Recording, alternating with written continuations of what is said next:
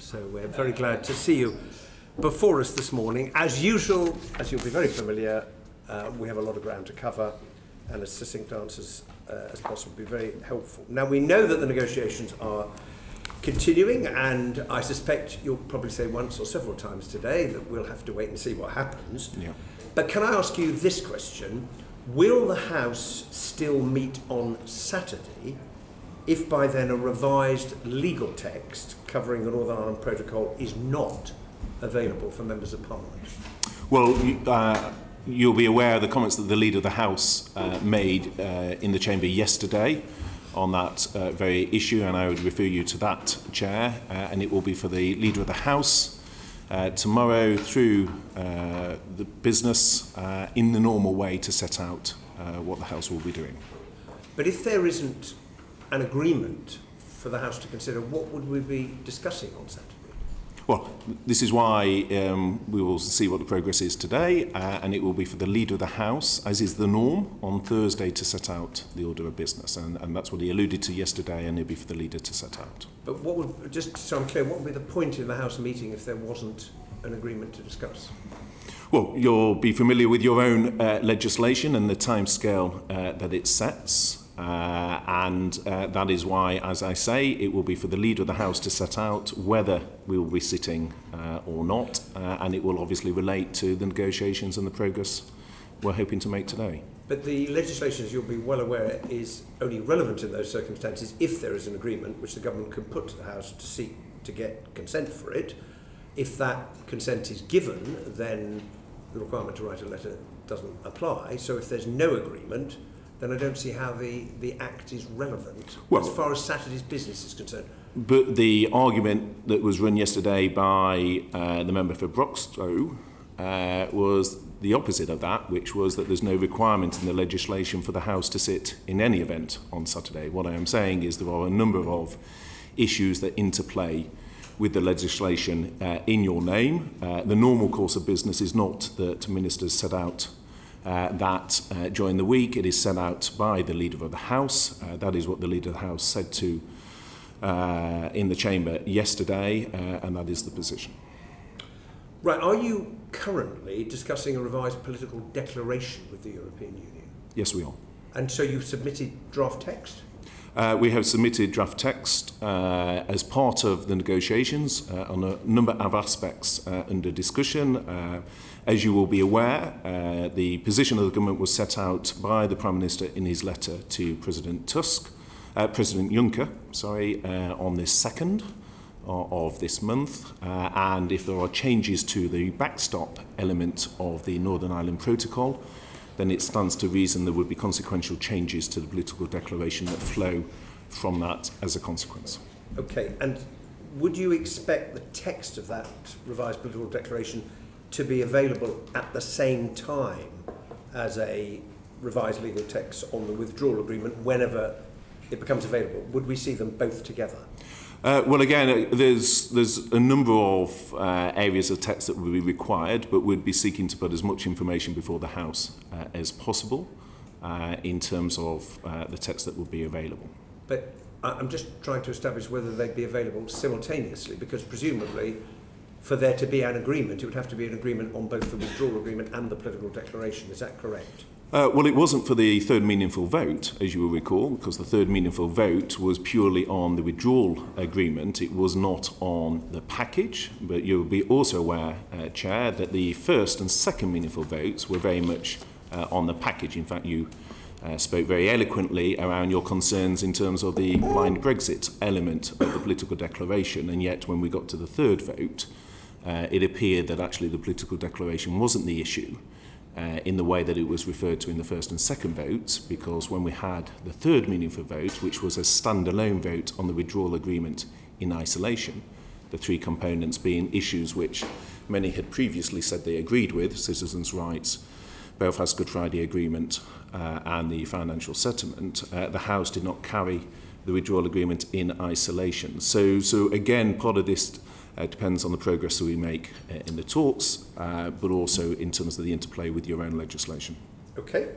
Can you confirm that if there is no agreement reached, which is approved by Parliament on Saturday, that by the end of the day the Prime Minister will write the letter that he is required to send by the European Union Withdrawal Number 2 Act? Well, I can confirm, as the Prime Minister has repeatedly set out, that firstly the government will comply with the law, and secondly it will comply with undertakings given to the court in respect of the law. Well, the undertaking given to the court was that, subject to section 1.5, in the event that neither of the conditions set out in sections 1.1 and 1.2 is satisfied, he will send a letter in the form set out in the schedule. Can you confirm for the committee, as the Secretary of State, that in those circumstances he will send the letter? I confirm that the government will abide by what is set out in that letter. Which will involve sending a letter, is that right? That's you read it out, and I refer back to that text. Well, that's hopeful that you have confirmed that he will send that letter. Do you know why the Prime Minister spent so long saying that he wouldn't? Well, we're committed to leaving, as you know, Mr Benn, on the 31st of October. We think the best way of doing that is with a deal, to leave in a smooth and orderly way. That is why the team are, as we speak, involved in intensive negotiations to do that. We think there's a political will on both sides to do that, and that is the best way, in our view, of meeting the legislation requirements that you set out. Okay, but if the Prime Minister sends the letter, and he's promised to do that, and you confirm that, and if an extension to the 31st of January is offered, he has promised to accept it, because that's what the court in Scotland was told. Can you explain then how the UK is going to leave the EU on the 31st of October? Because the two things don't square, do they? Well, I think there's a number of, to quote the Speaker, we'll cross that bridge in due course, is the way the Speaker would usually put it. There's a number of variables that apply to what is a complex piece of legislation, but the first way of meeting the test that you have set out, Mr Benn, through your legislation, is to have a deal, and the full effort of government is focused on that. That is why I was in Luxembourg yesterday. It's why the technical team were in discussions past midnight UK time last night. It's why those discussions are ongoing as we speak, and we are absolutely committed to securing a deal. We think that is in the interest of both sides. Certainly I had 11 bilaterals with counterparts in Luxembourg yesterday. The consistent message in all of those bilateral meetings was a desire on the EU side to have a deal, and that is absolutely what we're focused on delivering. I understand that entirely. I'm just trying to establish that if no agreement is reached and the Prime Minister sends the letter as he's promised to do and asks for the extension and the EU grants one to the 31st of January, then we can't leave on the 31st of October, can we? You're, with respect, Chair, as is absolutely your right, but you're, I think, getting several steps ahead. I think the key issue before is are we able to reach an agreement that would satisfy the terms of your legislation if we do so. But these are issues for the House to determine in due course. But what is essential is we reach agreement with the EU, and then the question is whether that is deliverable within the UK Parliament, and that is the test on which we are focused. And I think the other issues which quite understandably you seek to lead me towards are issues for the future. The issue before us today, from a government point of view, is how do we deliver a deal and leave the EU in a smooth and orderly way, because the Prime Minister and the government is absolutely committed to leaving on the 31st of October. Well, I can understand why you don't want to answer that question, as is your right, but perhaps we could move on. If an agreement is reached, how long do you think it would take to get the WAB and ratification through Parliament? Well, I think based on your legislation, Chair, it's very clear that this is a House that can move very quickly when it wishes to do so, as we also saw in the legislation from Yvette Cooper.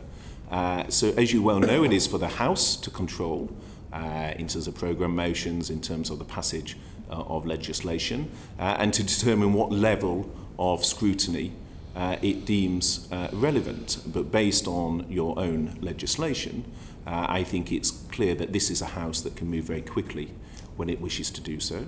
I think it's also the case that the House has shown a desire not to have a no-deal outcome, and therefore, if given an opportunity to vote on a deal and to pass a deal, can move quickly. I'm very aware that it's a significant piece of legislation in the withdrawal agreement bill, but we are confident we can deliver that by the 31st of October.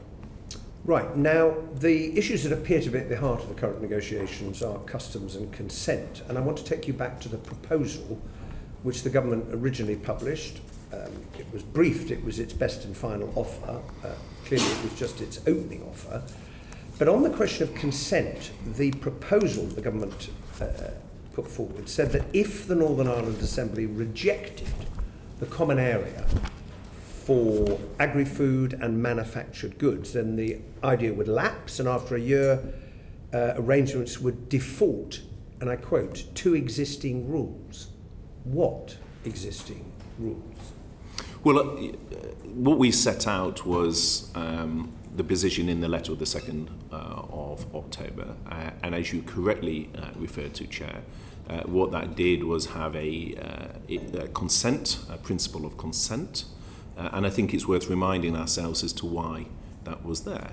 And that is there because the previous withdrawal agreement bill was voted down 3 times because of concerns raised, including by members of your committee, around the fact that under the Belfast Good Friday Agreement, it requires the consent of both communities in Northern Ireland, and there was a concern, not just within the DUP, but I think in the wider unionist community, that the backstop did not have that wider consent.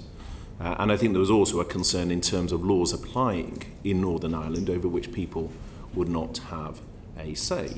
And therefore, in the package of proposals the Prime Minister has brought forward, reflecting, if one goes back to 2017 and the Commission's own mandate to be creative and flexible on the border of Northern Ireland, it reflected that flexibility by addressing many of the challenges that I and others have heard in capitals around the flow of agricultural goods north-south.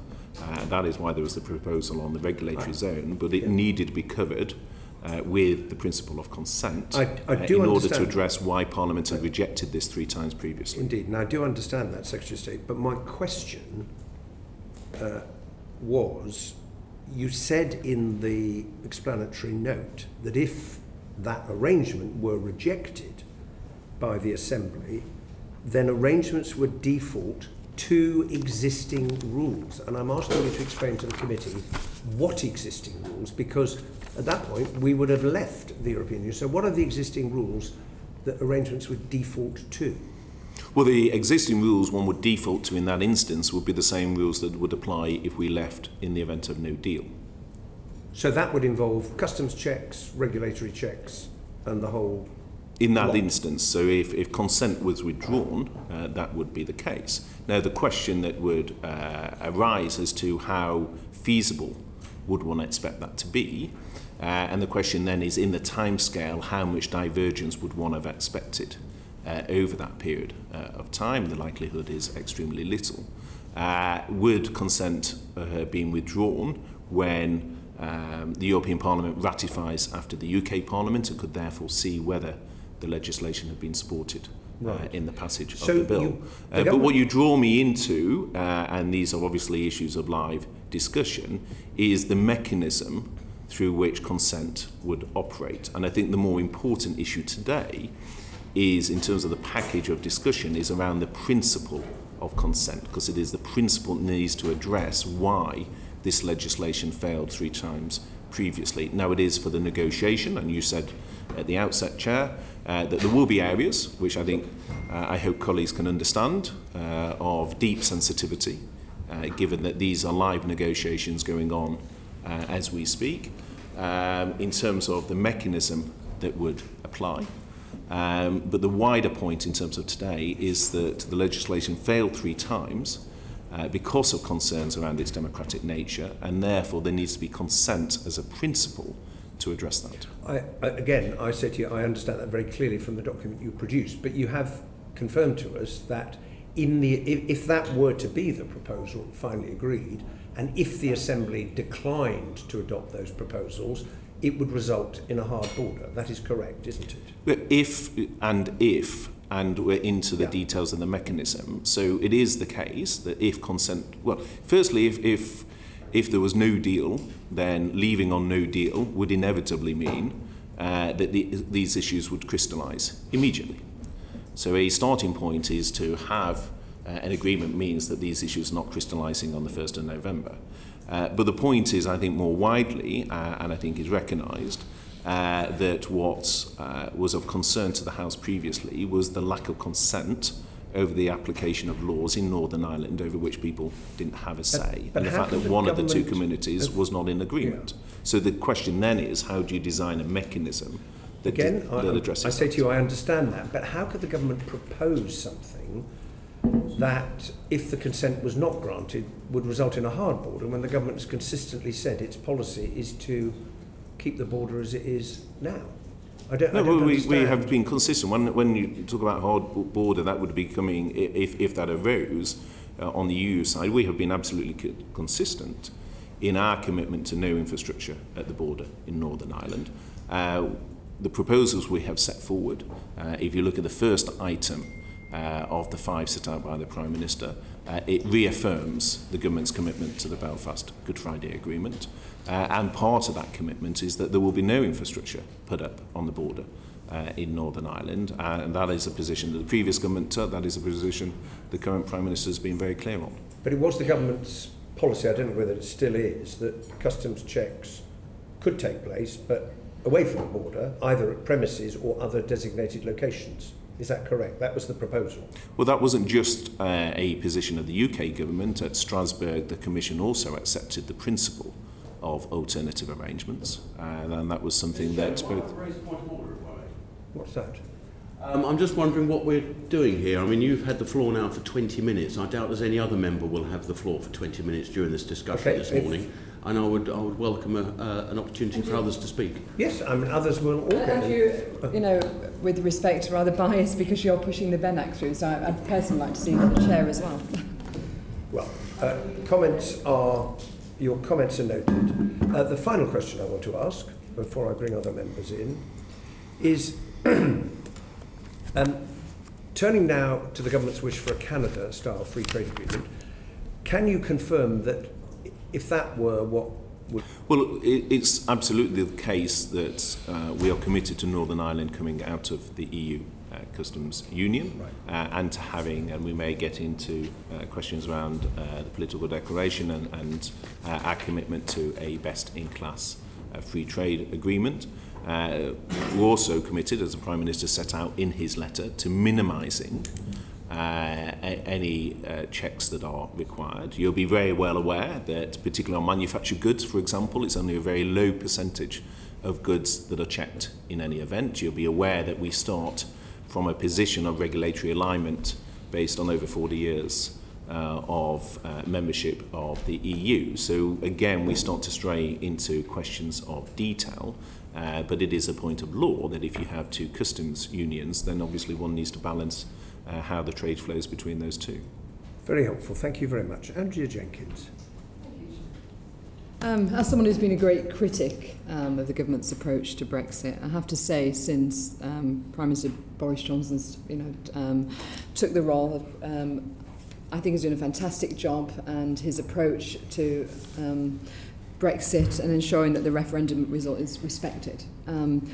Number one, how would you say the approach to negotiations has changed since the previous Prime Minister to now? How has your role changed, and how has the approach changed? Well, my role has changed insofar as previously I was much more focused on the preparation for no deal. That is now led by the Chancellor Duchy of Lancaster, who I know has given evidence to the committee on that issue. And my focus has been on the negotiations. So in terms of within government, there has been a change. I think from a government point of view, the change of approach, I would refer you back to the letter sent by the Prime Minister to President Tusk in the summer, which set out the changes that the Prime Minister was seeking to make to the deal. But as someone who served both Prime Ministers, what would I say? I would say both have shown an absolute commitment to securing a deal. And that is very much what is informing the current Prime Minister's approach. Thank you, Minister. And just finally, do you believe the Benn Act has weakened the negotiating hand of the government and our country?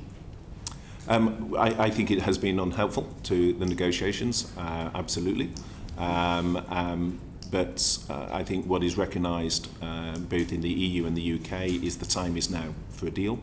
I think there is, certainly reflected in the discussions I had yesterday, there is a desire to get a deal, a recognition that it is in both sides' interests to do so, and the teams are working extremely hard in order to take that forward. Splendid, thank you very much. Stephen Timms.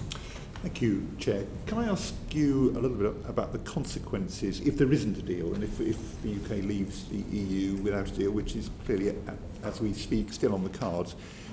Operation Yellowhammer warned that food and medicine shortages would result from long delays at Dover, if there were long delays at Dover. This morning, the National Audit Office has told us that the government currently expects cross-channel flows to be between 45% to 65% of current levels on day one of a no-deal Brexit because of two factors, and we've taken evidence about these in recent weeks. One is the lack of trader readiness, combined with a limited space in French ports to hold unready lorries. What, in your view, would a reduction of cross-channel flows by at least a third, 35% to 65%, we're told is the current government estimate, what would a reduction of cross-channel flows on that scale mean in practice in the UK? Yeah. So I saw that NAO report as well, and I think what was heartening for government within it was the recognition that significant improvements have been made, and the government has done a huge amount of work on this.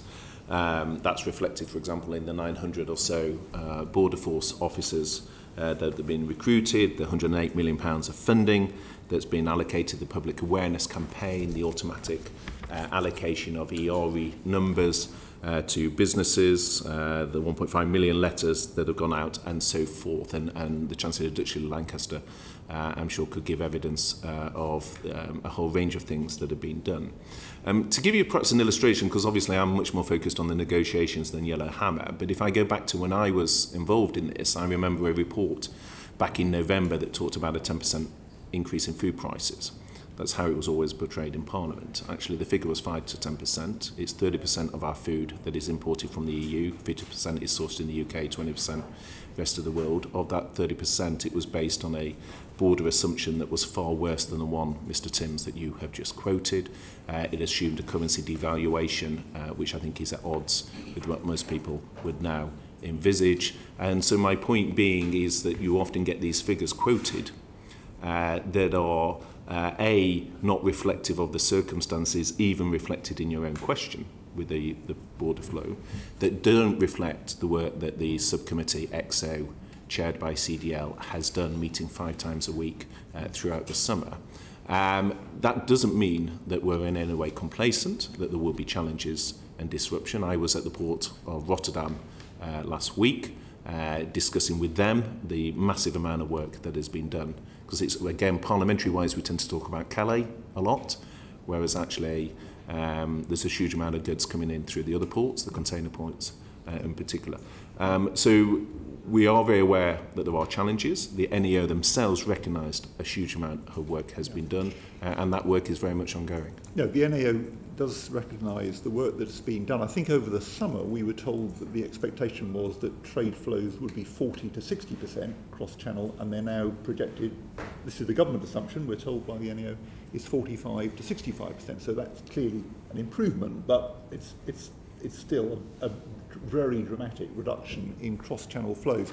In a speech in Madrid last month, you made the point, absolutely rightly, I think, that if indeed there were 2.5 days of delays at Calais, then the impact of that would not solely be felt within the UK, and I think you were right to say that. But what do you think the impact would be in the UK if there were 2.5 days of delay at Calais? Well, I'd say 2 things. I think, firstly, the message I got from businesses and leaders in Spain was the same as in Poland and elsewhere, which is they don't believe that it will be 2.5 days, and they're set to work with us to ensure that we have as smooth a flow of goods as possible. I mean, to give you an example from Poland, a huge amount of fresh poultry, 84,000 jobs in Poland in the poultry industry. If you're a delay in terms of fresh poultry, obviously that is hugely significant in terms of their flows in. So the point I was making in Madrid is that there is a massive shared desire to get a deal. That is what we're focusing on today, and that is shared by EU capitals and by the Commission, that it is a win-win for us to have a deal, and that's what we're working on. But if there is the situation of no deal, then it will be in the mutual interest of both sides to mitigate that as best as possible. And I think you referred to Madrid. Madrid was really just giving some colour to that. I mean, Operation Yellowhammer said that delays of that order would lead to shortages of some fresh foods and medicines in the UK. That is the case, isn't it? That is the government's expectation if we have delays of the kind of order you were talking about in Madrid. Well, that's why I'm saying I don't think there will be those delays. But of course, if there's a delay to goods coming in, and if you take my example of fresh poultry as an example, that is damaging. The question is there a will on the EU side to work with us? Yes, that's partly why, as in places like the Port of Rotterdam, discussing that, and we have those discussions with EU members. But ultimately, this is why both sides see the benefit of reaching a deal, and the challenge in the next 48 hours is how we work together to achieve that. I understand. The National Audit Office is saying the current government expectation is that flows across the Channel, including Rotterdam, all of them, would be 45 to 65% of current levels on just after a no-deal Brexit. That does mean very long delays at Dover and Calais, doesn't it? Well, as I've sought to do, Mr. Timms, a huge amount of work is going on to mitigate those delays. We can go through the steps that EXO has taken. For example, the 31 million that it's allocated to boost customs agents, to increase automation, postponing of the accounting of import VAT, reaccession to the Common Transit Convention. But the benefits so there's a work stream in government. The point is, it is in both sides' interests to avoid that if it arises, but the far better way of mitigating that is through a deal, and we are absolutely committed to working with a deal. And I think if one looks at comments made by EU leaders in recent days, it's very clear there is a shared desire, both in EU capitals, in the Commission, and within the UK, to reach a deal. Just one other aspect, if I may, Chair, if we did leave the EU without a deal, the Revenue and Customs told us last week that the administrative burden of completing customs declarations for all EU trade in goods movements on both sides of the EU border would be £15 billion per year. I think we can all remember when the Conservative Party, I think rightly, used to be very sensitive to extra burdens on business counted in the millions. Here we've got a forecast of billions in additional red tape burdens. Wouldn't burdens on that scale be catastrophic for many UK businesses? Well, as a former Treasury Minister, Mr. Timms, I know you, as I do, listen very closely to the wishes of the business community. And the best way of addressing, whether it's the figure you quote or a different figure, the best way of addressing this is through a deal and a clear message, whether it's the letter in the Telegraph this morning from business leaders, or whether it is the numerous conversations and I'm sure you have, with business leaders up and down the country. The very clear message one gets from business is they want to see a deal. And I think if we are able to bring a deal back to the House, I think the key question for all members of Parliament is whether it is in the national interest to support a deal, to ensure the flow of goods is maintained, to deliver an implementation period, to safeguard the aspects of the withdrawal agreement, I'm sure you would agree with, like citizens' rights. And that will be the question that members of the House need to address. If we did have a no-deal Brexit and there was that kind of additional burden, would the government take steps to mitigate the billions of extra red tape burdens? Well, if my whole focus is on trying to secure a deal, that is what I've worked throughout the summer on. It's what I'm working on now. It is what the Prime Minister, it's what David Frost and the entire government is focused on getting the deal. And because I have said, when I've been before this committee previously, sometimes slightly to annoyance of one or two of my colleagues, that a no deal is disruptive, and I have always supported a deal. We can get into detail as to how disruptive a no deal is, but the reality is a deal is a far better outcome for the United Kingdom. And I think the question will come to members of Parliament who today have not supported a deal is whether they are now willing to do so, because I think that is the way we respond to the concerns of business, but also we actually move the country forward. Okay, thank you. Stephen Crabb. Thank you, Chairman. Good morning. When Michael Gove sat there a few weeks ago, he was asked whether, if there was such a scenario in which Theresa May's deal came back to the House of Commons, would he vote for it? And like a shot, he said he would. Would you? He said yeah. I read the transcript last night, so I think he said yes. Well, I voted it 3 times, so yes. Okay. What makes you think that the deal that's currently being negotiated is substantially better than the deal that was previously negotiated? Well, I think first and foremost because I think the deal will be deliverable. And the key issue with the previous deal was the House of Commons rejected it 3 times. And I think there have been, in my discussions with the EU, 2 central issues. The first is whether we can agree a deal that addresses the mutual concerns and equities of the 2 sides.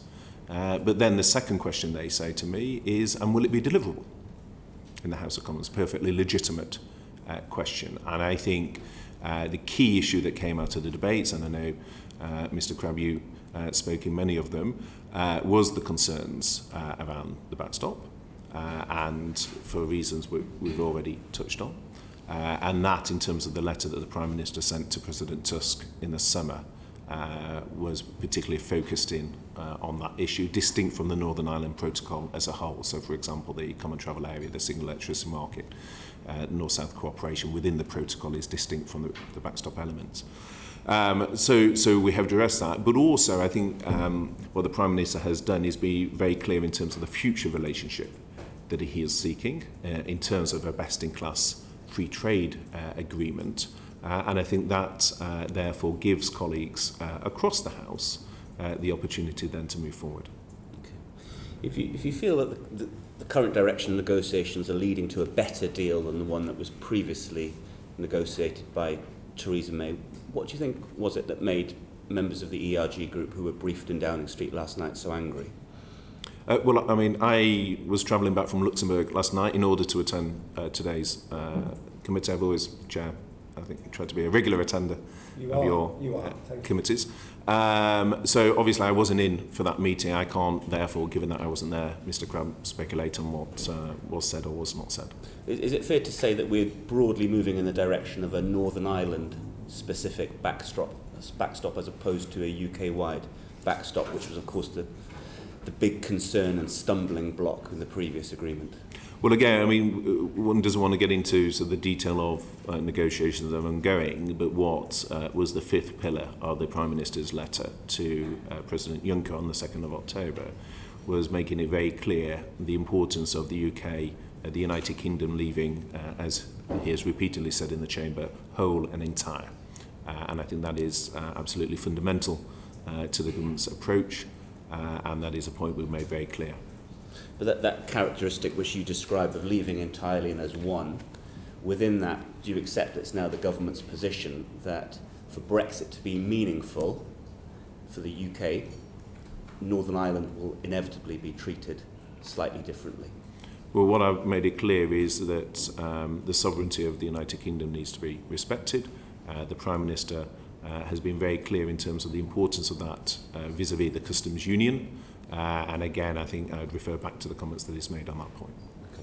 And look, just finally, Mr. Chairman, we obviously wish you well in the days ahead. If it does look like we can get a deal in the coming days, and it looks like we will need a bit more time to do the legalese around it, would you be comfortable with a short technical extension to get it done? No, I think it is important that we leave on the 31st of October. I think the House has demonstrated through the Benn legislation, through the Cooper legislation, its ability to legislate with, in an effective, in a quick manner. I think many of these issues have been discussed. I think the one issue that most people don't feel is that the House of Commons hasn't discussed Brexit or the withdrawal agreement on enough occasions. I think the issues are very well known to colleagues, and I think the important thing is, and particularly as I say when I listen to the voices of business and also to many constituents and citizens, they want to get Brexit done. They want the country to move forward. They want to do so in a smooth and orderly way. That is the opportunity we have. Thank you. Thank you very much indeed. Craig McKinley. Thank you very much, Mr. Chairman. I'd like to concentrate on the political declaration and what is happening on that at the moment. I mean, one of the reasons that many of us were very concerned about Theresa May's withdrawal agreement was some looseness of words, but the sort of seeming direction of travel that to us seemed to be perpetual vassalage, building upon the customs territory, high alignment on all manner of things, and of course that very woolly word of best endeavours, which can mean different things to different people. So I was very pleased to see in the Prime Minister's letter of 2nd of October to President Juncker, and I'll just quote one of the final paragraphs. Together with finalisation of the necessary changes to the political declaration reflecting the goal of a comprehensive free trade agreement. Now that was very welcome, and it was the first time we'd really seen a clear statement from the government that was the direction of travel that we'd like to see. So obviously that, putting aside the issues on the island of Ireland, that is very similar to what Donald Tusk offered in March 2018. Now, how is progress from the government, UK government side, how is that being perceived, trying to flesh out that high-level free trade agreement? How is that being perceived by the EU side at the moment? Well, I think there's a shared desire to get on to the future relationship. I think that is something that both sides recognise is the best way forward. I think what is often lost in this process is the fact that we have been debating for a very long time now the winding down provisions and not actually the future trade agreement. There's obviously an interplay between that agreement and also the other trade deals that the Department for International Trade and Liz Truss will be looking to secure. And so there is a shared desire to get onto the future economic partnership and to have those discussions. And again, that is why I think the time is now for us to agree what is, in essence, the winding down provisions, enable us to get onto those trade talks. I've always thought one of the Brexit dividends is the ability to make new free trade deals around the world. And I believe that's the Prime Minister's ambition as well. So when the Chancellor of the Duchy of Lancaster and yourself have said that if Theresa May's withdrawal agreement were back, you would agree to that, given that it would be a distinctive hindrance to those international trade deals because we'd have very little to offer in terms of access to our markets and differences in regulatory alignments. Do you still stand by that? Would you honestly still vote for Theresa May's withdrawal agreement, given that I know you to be an international free trader and know the benefits of global free trade for just the general direction of the health of nations? So I'm concerned that there are anyone left in the government that actually still is an adherent to that old deal. Well, without wanting to rerun previous debates that we've had on the committee, of course, what was said to me at the time was, on the one hand, the political declaration didn't have legal force and therefore was a worthless set of commitments, and yet at the same time it was binding on issues like security, cooperation, or its constraint in terms of trade deals, and notwithstanding the linkage between Article 184 and the political declaration, obviously there's an inherent contradiction within that position. So, but I don't think it's helpful for us to go back over old ground. I think the key issue is The Prime Minister has been very clear in terms of what future economic partnership he is seeking. It is a best-in-class free trade agreement. What do we mean by that? It means that it's not just about applying CETA, but it's looking at what precedent there is from the EU in terms of trade deals they have done around the world and seeking to build on that. But it is also signalling our desire for a close security relationship as well, as part of being, as the Prime Minister said out in his conference speech, a European country with European values that geographically remains extremely close to Europe, that does a very sizable proportion of its trade with Europe and wants to get onto that positive future relationship. And the issue before us is the winding down provision before we get on to the debate on the future economic partnership, on which I'm sure the House will wish to have a view in due course. Just finally, the government is exuding positivity about a new political declaration. Are you sensing that the other side now finally get it as the destination that they've offered in the past? Do they seem to be amenable to what we're suggesting to them on the political declaration, whether it's enforceable or not, which is, of course, another matter? Sure. Well, I mean, as you'd expect me to say, Mr. Kinley, it is a negotiation, and both sides have equities within that. We haven't got into the debate, for example, on areas like level playing field and how that interplays, but the EU will have legitimate areas of interest that they will want to protect, as is quite proper. But the point that I was signalling is, as the Prime Minister has set out, is our commitment to have a best-in-class free trade agreement, and a big part of that is the global approach that we want to have in terms of other trade deals with other countries. Thank you. Thank you. Thank you very much. Pat McFadden. Thanks for coming. I want to ask you a few questions about these level playing field provisions, if I may. In the withdrawal agreement as it stands, at Annex 4, Part 3, there's what's called a non-regression of labour and social standards clause. It says, the Union and the UK shall ensure the level of protection provided for by law, regulation and practices is not reduced below the level provided by the common standards applicable within the Union and the UK at the end of the transition period in the area of labour and social protection, fundamental rights at work, occupational health and safety, fair working conditions, and so on. There's a similar clause on the previous page relating to environmental standards.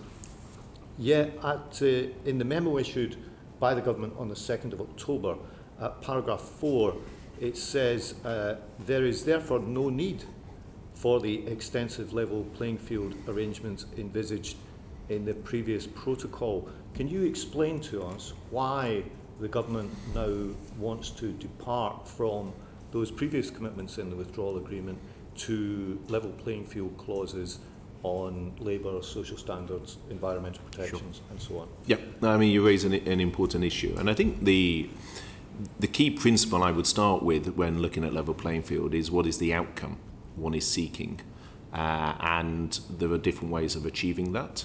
Now, if you look at the Queen's speech, where the Prime Minister set out our desire to be best in class on environmental standards, his very strong wish to have global leadership on that and to have a number of areas where we have a very strong regulatory standard on the environment. If you look at historically within the UK in a whole range of areas has been ahead of Europe. I mean, the two obvious ones would be on maternity rights and parental leave. And I don't think there's any desire within the House to have, it's actually the former Chancellor in a speech to devolved who talked about Singapore on the Thames, but I don't think there is any desire to have a deregulatory approach. The question is, to what extent do you have sovereign control of your regulation, and to what is the interplay between your regulatory commitments and your market access, and that has long been a feature of trade deals, and that will be, I'm sure, part of the discussion with the EU moving forward. But the fact is, legally speaking, the government's intention is no longer to have the commitments that I read out from Annex 4 in the future. That's just a factual position. Well, it's part of the negotiation, obviously, to discuss, but I would refer you back to a slide that Task Force 50 themselves produced, which showed what they had, which was basically a staircase, which was the linkage on their slide between market access and regulatory commitments. And I mean, that is a feature if you look at the commitments within CETA. That is also the case in terms of the interplay between access and regulatory commitments. I mean, that is part of a trade deal. The more fundamental point is the government is not looking to deregulate. The Queen's speech gives evidence of that approach. But it is the case, as part of a best-in-class free trade agreement, that gives a clarity, whereas the previous political declaration was wider in scope, and therefore that is part of the discussion that we can have. Well, let me turn to the similar paragraph in the political declaration. You've confirmed, as far as the withdrawal agreement goes, you want to replace these paragraphs which I've been referring to, and not to have those non-regression commitments. But looking forward to the future relationship, the political declaration as of the moment, at paragraph 79 says, the future relationship must ensure fair and open competition. Provisions to ensure this should cover state aid, competition, social and employment standards, environmental standards, climate change,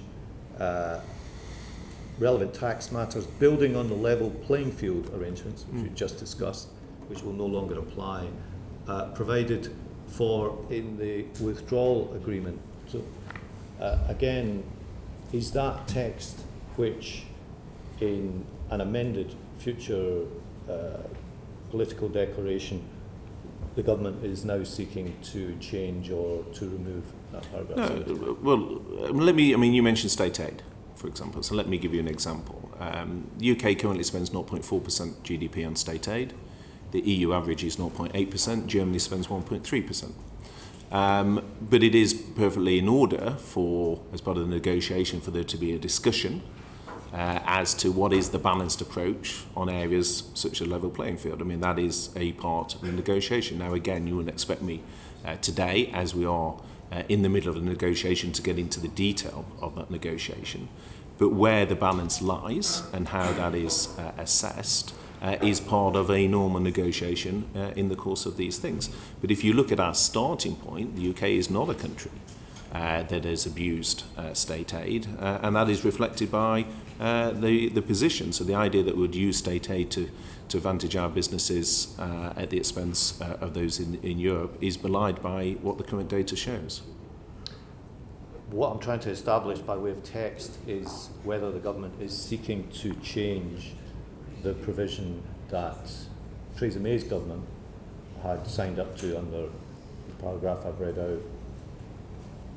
Are you seeking to change that commitment? Well, as I say, I'm not going to get into the detail of the negotiation. What I'm saying is what matters on commitments around level playing field is the balance of that and the outcome that is being sought. And there are different ways of achieving that. Can I just try one final question with you? In terms of the paragraphs that I've read out from the withdrawal agreement and the political declaration about the future, if there is new text on those things which cover level playing field provisions on social and environmental standards, labour standards and so on, will Parliament see that new text before being asked to vote on any revised deal? Well, again, I mean, that refers to the discussion we had at the start, but I'm very alive, Mr McFadden, not least from the talks we had with the Labour front bench in terms of the interest that there is across the House from members around the commitments. What I'm, without getting into the detail of negotiation and signaling this morning, is the government, as reflected in the Queen's speech, is not a government looking to deregulate its environmental standards or in other areas, but it is right as part of giving clarity as under the best-in-class free trade agreement that the text reflects that, and that is a point of negotiation that we're discussing. If there's no desire to depart from the level playing field, why not sign up to it? I mean, this does matter a great deal to, I'll say to Labour MPs, possibly to MPs from other parties, but it certainly matters a great deal to Labour MPs. And well, do you understand the concerns that would arise on the Labour benches if the government resiles from these paragraphs that I've read out. Okay, yeah, I mean, I hear the point. Okay. Jonathan Jonogley. Thank you, Mr. Chair. Just picking up on Pat McFadden's points, just for clarification, really. Under the new political declaration, did I pick up that we would be moving to a Canada-type approach when it comes to negotiating a new FTA? Did you actually say that? Say again, sorry, Mr. We would move to a Canada approach when it comes to negotiating the new FTA. No, what I said is that the Prime Minister has sought changes to the backstop in the withdrawal agreement specifically due to the fact that the previous agreement failed 3 times and that was central to that issue. And that in that will have consequential changes within the political declaration as a result of that. And that secondly, that in seeking a best-in-class free trade agreement, that likewise enables a discussion as part of the negotiation as to how that is best reflected in the political declaration. Okay, so let's say, for instance, a Canada-style deal is put into the political declaration, or for this purpose, any other particular formula. Would that actually be binding, or would it just be a declaration pointing the way that could, for instance, be changeable by a future administration? Well, again, on the one hand, I'm told that political declaration doesn't have force. On the other hand, I'm told that it is binding. I'm asking and it's you. kind of constrained. So whether there is a good faith commitment through, and the linkage through Article 5 in terms of good faith, Article 184 in terms of the interplay between the withdrawal agreement and the political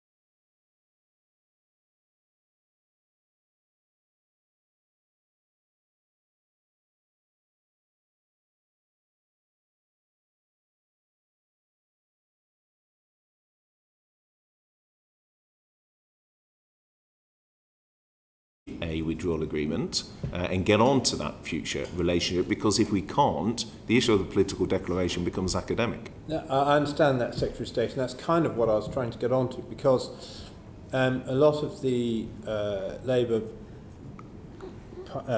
MPs' questions this morning have been based around, why isn't there stuff in there? But wouldn't it be true that, I mean, if this deal is passed with the political declaration, the Labour Party can then stand in a general election and say, if we're elected, we're going to put in all the stuff that Pat McFadden was just asking for. Well, given that the negotiation is to come into December 2020, and I think most of us can agree there'll be a general election a long way before December 2020, then clearly a future government, notwithstanding any constraints that flow from the withdrawal agreement through into the package, so notwithstanding that, because that is an international treaty, will then have discretion and certainly can go further in its commitments, by all means. But the point, the point I'm making is that Labour MPs aren't losing anything by voting for the deal, because well, I think they need to explain why, because they could ask for it. They could ask for it at a later date.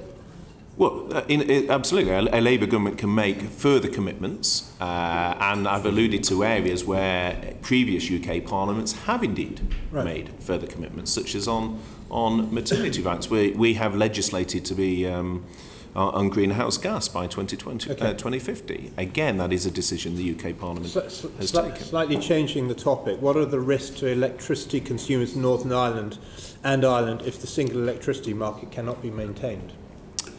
The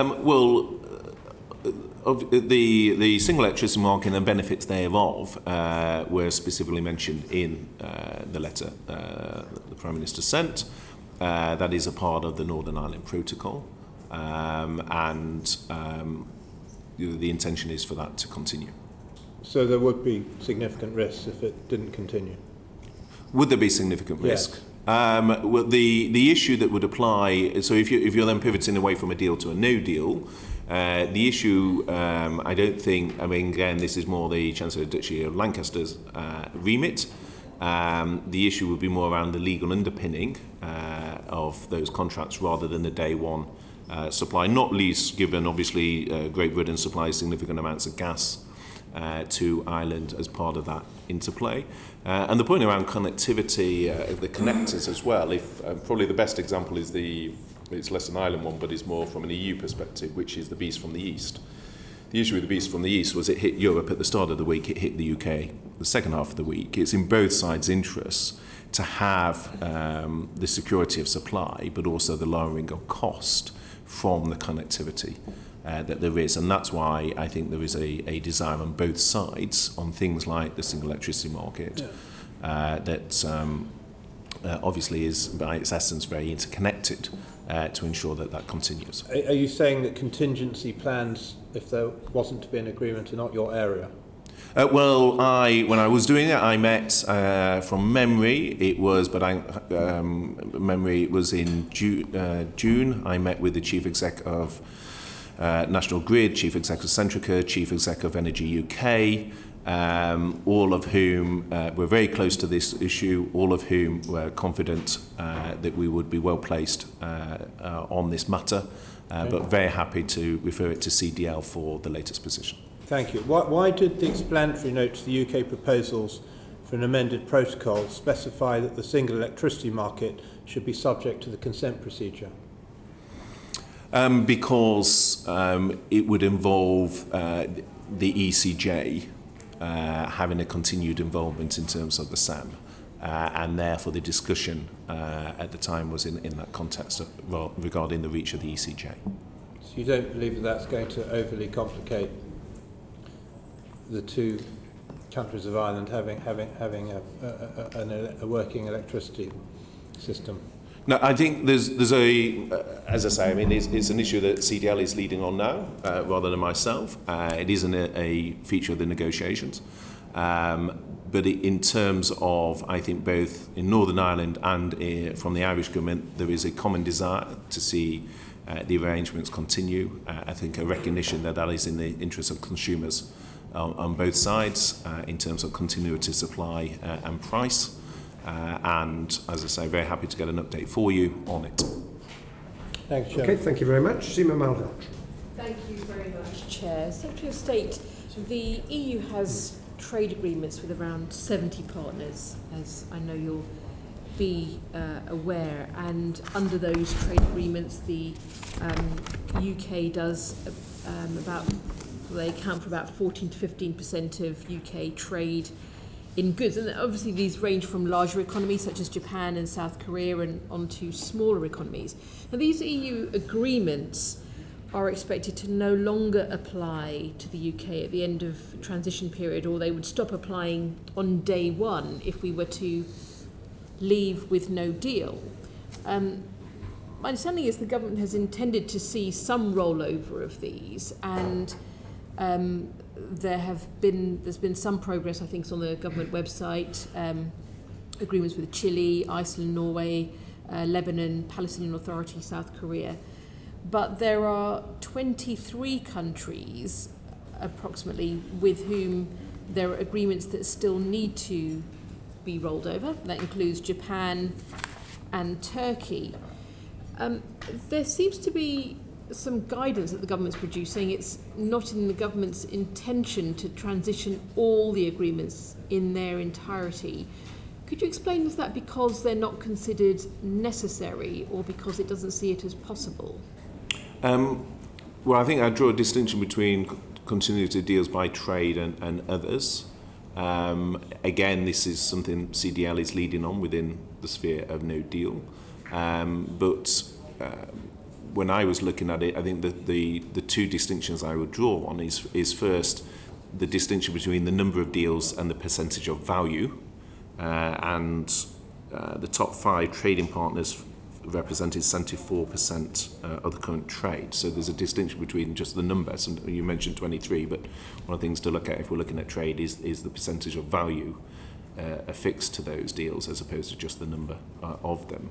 I think more widely in terms of some of the deals... Value for the nation as a whole as opposed to individual sectors. Yeah, so are you talking purely about trade, or are you talking about continuity of EU agreements more widely? I'm talking about the impact for the UK, so primarily UK trade. So purely on the trade deals. So as I say, I think that would be something CDL would need to update you on. But the key ones have been done, like Switzerland, which represents alone 1/5 of the economic value. So the key ones have done. In terms of where the tail is of those trade deals, then that is something CDL would need to update the committee on. So in relation to Japan, Canada and Turkey, there are delays in reaching agreement? As I say, I mean, I have been completely focused, as I hope you would appreciate, on the negotiations and not on the trade continuity deals as part of the no-deal planning.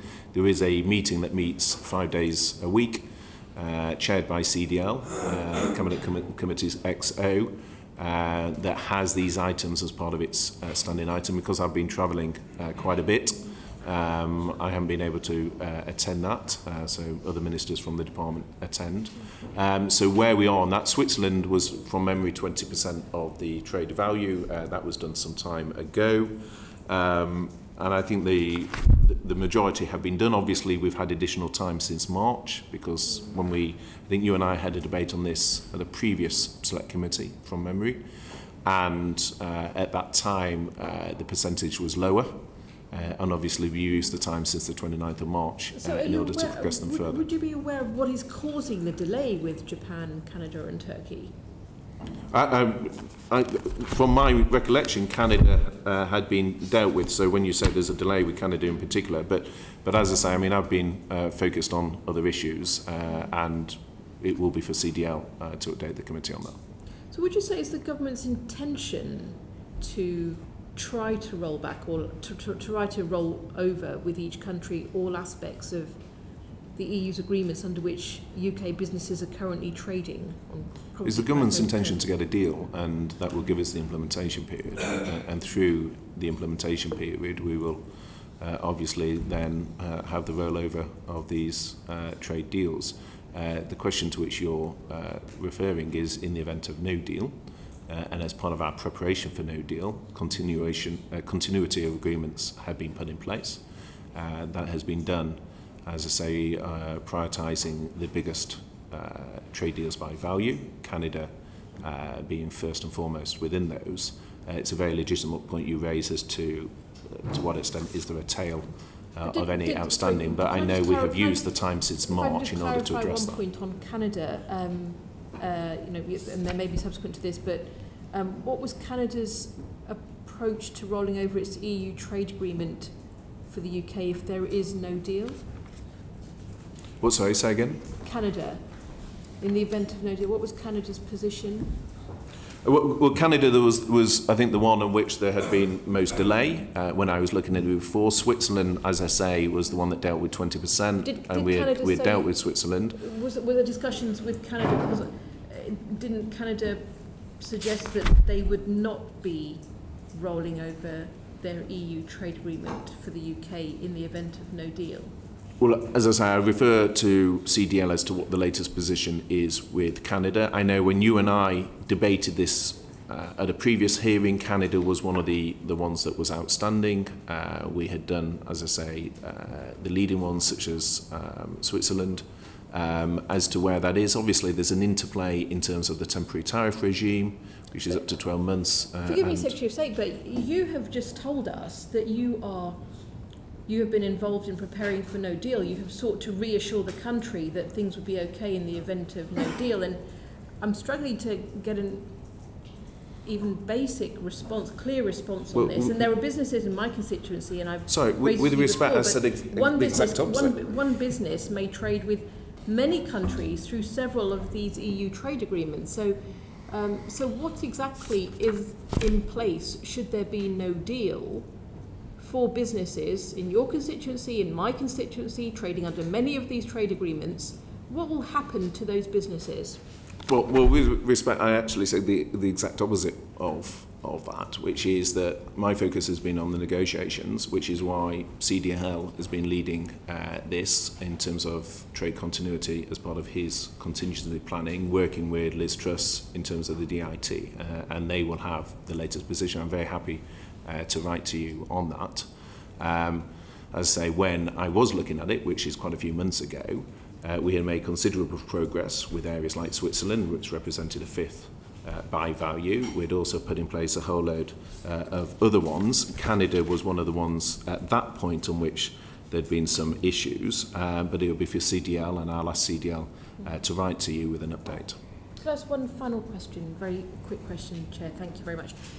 Could I ask what the message from business has been in relation to the rolling over of EU trade agreements, and whether there's been any feedback? Yeah, there has, which is the feedback from business is for us to get a deal. No, on the EU trade agreements. I know you and I can both say it's to get a deal. I mean, that's sort of goes without saying that everybody would want a deal and a good deal, etc., etc. But in terms of your policy, the government's policy around transitioning trade agreements, and whether that is done in their entirety, which doesn't seem to be the government's intention from the government's own updated guidance, what has been the feedback from business? Well, as I say, I think we have made good progress in ensuring we roll over the trade agreements in a no-deal scenario with third countries. Obviously, the EU is the most significant trade deal. The best way of doing that is through a deal. That is what I've been focused on. You raise quite properly the issue in terms of Canada specifically, and we are working closely with Canada to mitigate any impact, but I will ask CDL to give you a specific update in respect of Canada. Okay. Thank you very much. Joanna Cherry. Thank you, Chair. Good morning, Secretary of State. Morning. Can we just go back to the court case in which I and others were involved in Scotland and the undertakings that you outlined earlier?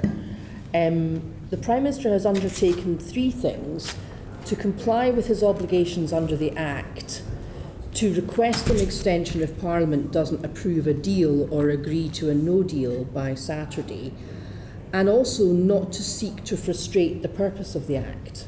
That's correct, isn't it? You are a more senior lawyer than I am, and the Prime Minister will have given the undertakings to which I am sure you refer. Yeah, I'm just reading from the judgment, which I'm sure you've read, and the undertakings including not seeking to frustrate the purpose of the Act. Indeed. Yeah, that's correct, isn't it? It is. Yeah. And the judge also said, and I quote, that if the Prime Minister or the government went back on the assurances given to the court, this would be destructive of one of the core principles of constitutional propriety and of the mutual trust that is the bedrock of the relationship between the court and the Crown. Do you agree with that statement? It will. You're reading out, I assume, something from the court. I'm asking you whether you agree with the highest court in Scotland that if the Prime Minister or the government went back on the assurances, the undertakings you've described, it would be, and I quote, destructive of one of the core principles of constitutional propriety and of the mutual trust that is the bedrock of the relationship between the court and the Crown. I would expect government to stand by undertakings it's given by the court, and the Prime Minister has been very clear at all stages that we will abide by the law. So you agree with that statement then? I agree that we will always abide by the law, always abide by the ministerial code, and by undertakings that have been given to the court.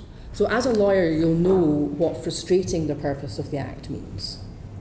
I would always defer to the Attorney-General to give me I am extremely out of date in my legal analysis as to precise definitions, but I think the underlying principle to which you refer, of course, will be known. Okay, well, there have been various media reports, and one of your fellow ministers, Andrea Leadsom, has been on television saying that there was an intention to send a letter seeking an extension in terms of the Benn Act, and then send another letter saying, oh, that's not really what we want something else. I'm sure the Attorney-General will have advised you that to do that would be to frustrate the purpose of the Act and therefore to breach the undertakings given to the court. That's right, isn't it? Well, again, it's not for me to spell out what the Attorney has or has not said, but I think you know the Attorney well. You have praised his integrity in the Chamber quite properly. I'm not asking about the Attorney-General's advice. I'm asking whether you agree that for the Prime Minister to send a second letter undermining the terms of the first letter would be to frustrate the purpose of the Act. Do you agree with that? It is, well, I don't think it is right and proper for me in an evidence session to this committee to get into detailed analysis of the law, interpretations, definitions and otherwise. What I am very clear on as a member of the government is that it's my duty to abide by the law, that we will do so, and the Prime Minister will stand by the commitments he has given to the court. So is there a plan to send 2 letters? I'm not aware of any such plan. If no agreement is reached in the next couple of days, will the Prime Minister put to Parliament on or before Saturday the option of leaving without a deal? Well, again, as I said at the very outset, and the Chair probed on these important matters, in terms of what is and is not put to the House, then the proper manner in which that is done is through the Leader of the House, and there will be an opportunity for him to do so tomorrow. According to the DEXU website, your responsibilities include working closely with the United Kingdom's devolved administrations. Now, we know, because there's been much discussion about Northern Ireland, that there isn't a devolved administration in Northern Ireland just now, but there are devolved administrations in Edinburgh and Cardiff. Can you tell us what liaison you've had with the UK's devolved administrations about the progress of negotiations this week? This week, I haven't spoken to Jeremy or to Mike this week. One of the ministers within DEXU went up to Edinburgh to meet with the Scottish Government and the Welsh Government last Thursday as part of his engagement on my behalf. That was because I think from memory I was travelling in Europe that day. In fact, I was travelling over to Brussels for the meeting with Michel Barnier on the Friday. Otherwise, originally it had been in my diary for me to attend, but because of the Barnier, the meeting with Michel Barnier, another minister went on my behalf. But also attending that meeting was the Chancellor Duchy of Lancaster, again ensuring that there was cabinet engagement with the devolved administrations. So that was a meeting last week?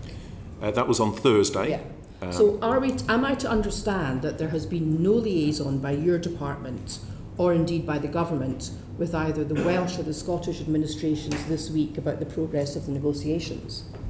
I'd have to check with the ministerial team. I've been in, as I say, I've been travelling a lot over the last couple of days as to where the engagement is. There's a lot of engagement also done at official level, and one of the things I did following actually previous session at this committee was change the guidance for officials within my own department on their engagement with the devolved administrations to increase the level of official engagement, because I felt... I'm not talking about official engagement, forgive me, we're short on time. I'm talking about ministerial engagement, because you see, we've seen the Democratic Unionist Party and the ERG being in and out of Downing Street this week, being kept apprised of how things are progressing.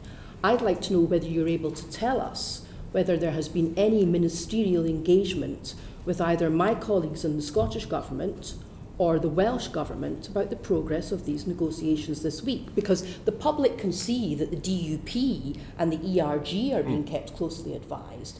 But so far as I am aware, the Scottish Government and the Welsh Government, democratically elected by the people of Scotland and Wales, are out of the loop. Now, can you, I realise you've been backwards and forwards to Luxembourg, but I think you would agree with me it'd be quite a serious matter if the DUP and the ERG were in the loop, but the Scottish and the Welsh governments were not in the loop.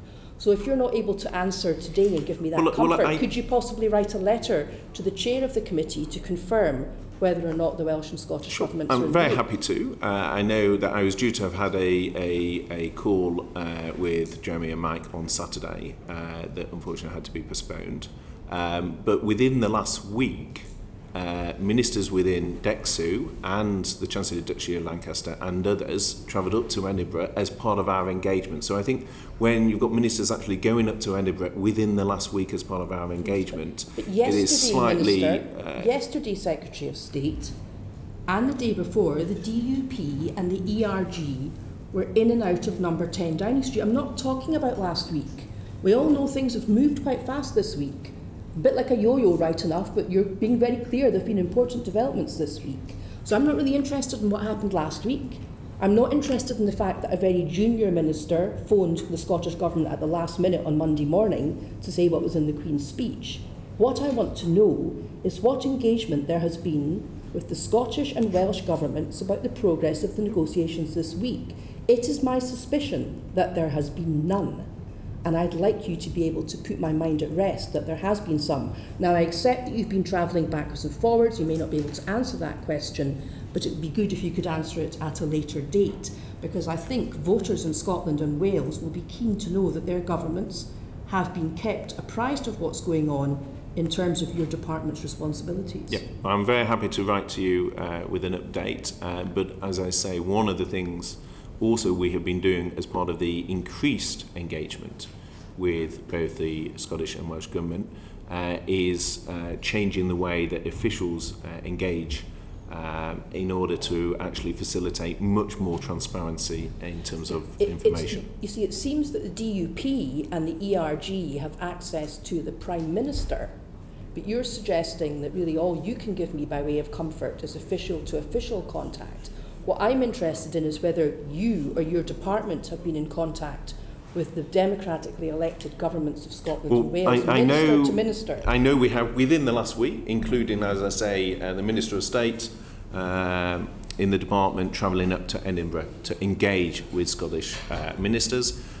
In terms of XO, the Scottish Government regularly attend those Cabinet Subcommittee meetings as part of our No Deal preparation. In terms of precisely what conversations in the context of the negotiations, I will ensure we get some clarity to you on that. But of course, the Scottish Government has already preempted those negotiations by saying, as I understand it, that you will vote against any deal that we bring back in any event. So obviously, whilst we're happy to engage, it seems whatever we say as part of that engagement will get the same result in terms of any vote in the House of Commons. Well, as I say, I'd be grateful if you could write to confirm. What, we look forward to receiving that letter. When will the Scottish Government see the detail of the withdrawal agreement and the political declaration?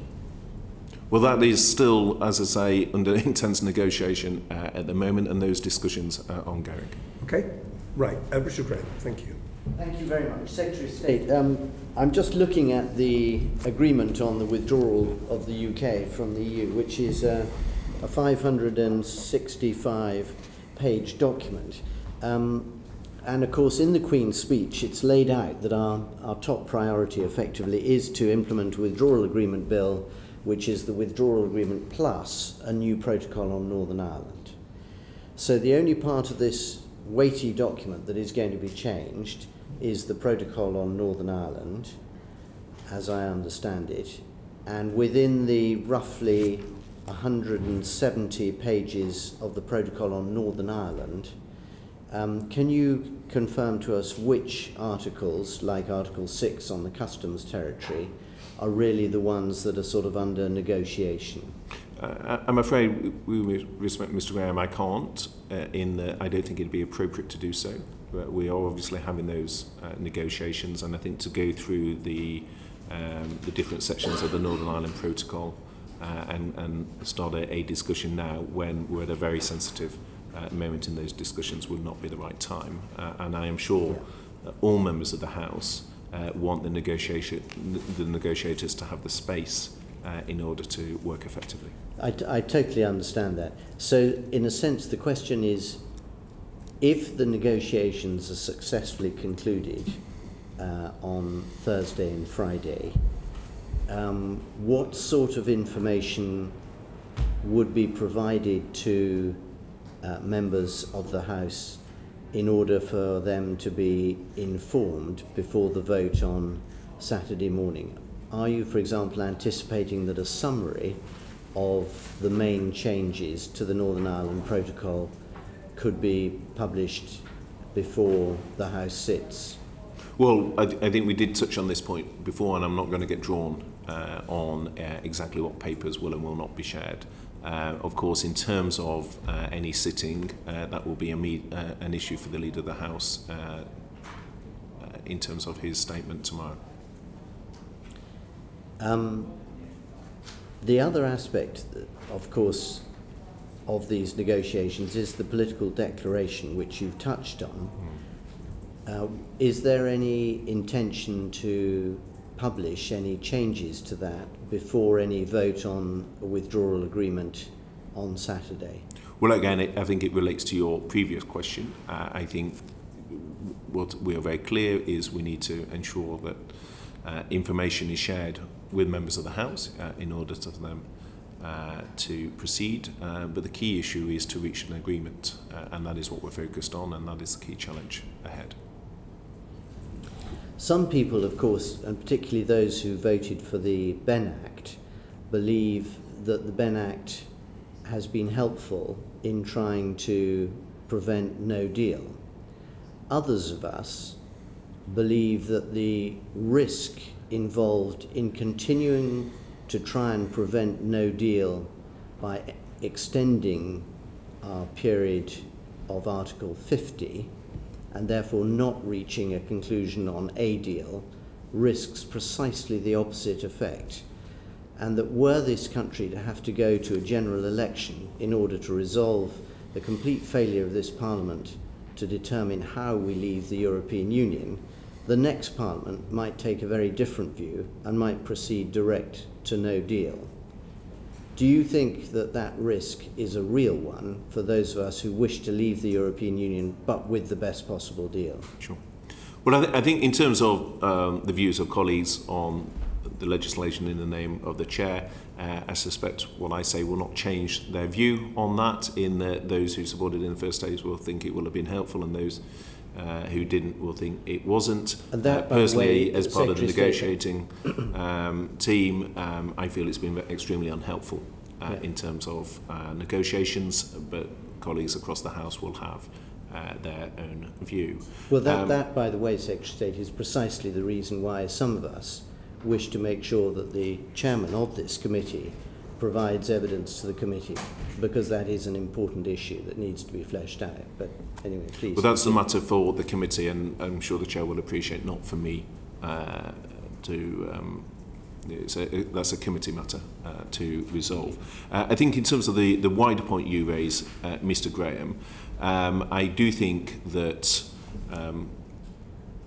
that delay leads to a worse outcome for those of us who want to ensure that the UK leaves with it in a smooth and orderly way. And that is why I think we're at such a pivotal moment now, because I think the time is right for a deal. I think the time is now for us to come together. I think it is very much in the interests of both sides to do so. I think there's a recognition on both sides that is the best way forward, and in part for reasons we've heard from members of the committee, in order that we can then get on to the future relationship and also the very strong bilateral relationships that we have with member states, but probably above all, and I felt this very strongly when I have been in capitals and spoken to UK citizens there. I think a smooth and orderly deal enables us also to safeguard the citizens' rights part of the withdrawal agreement, which is an issue I know many people feel extremely strongly, both EU citizens in the UK, who we hugely value. We're very grateful they've chosen to make their lives in the UK, and the withdrawal agreement, I think, will, even though we've guaranteed their rights, I think the withdrawal agreement will send a very positive message to them, but also for our UK nationals across Europe. Yeah, I think there's no question that for many of us, the importance of resolving the issues for citizens is a crucial goal.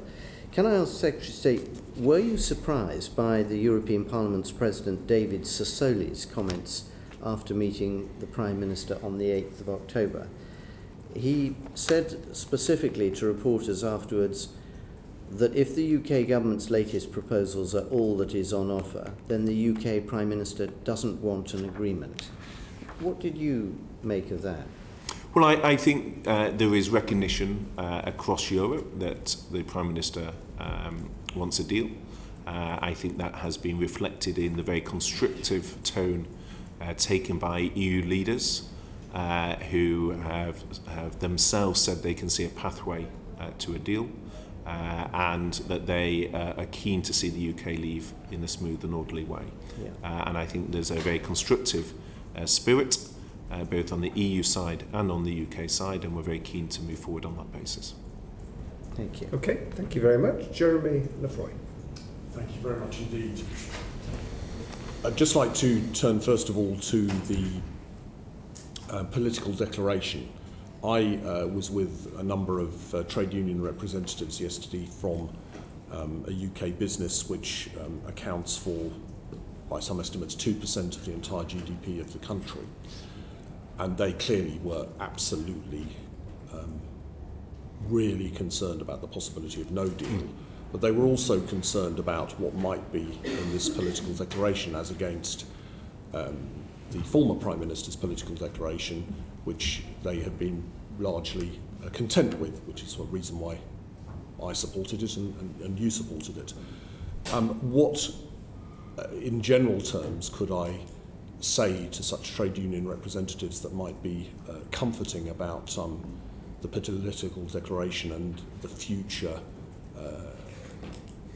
process of negotiations once, as I very much hope, we achieve a withdrawal agreement? Yeah, no, I think you reflect a very serious concern. It's one they've raised with me when I met with Francis O'Grady or Len McCluskey in the past. They were very clear on the importance of these issues. We discussed it also as part of the talks between the previous government and the Labour front bench at that time.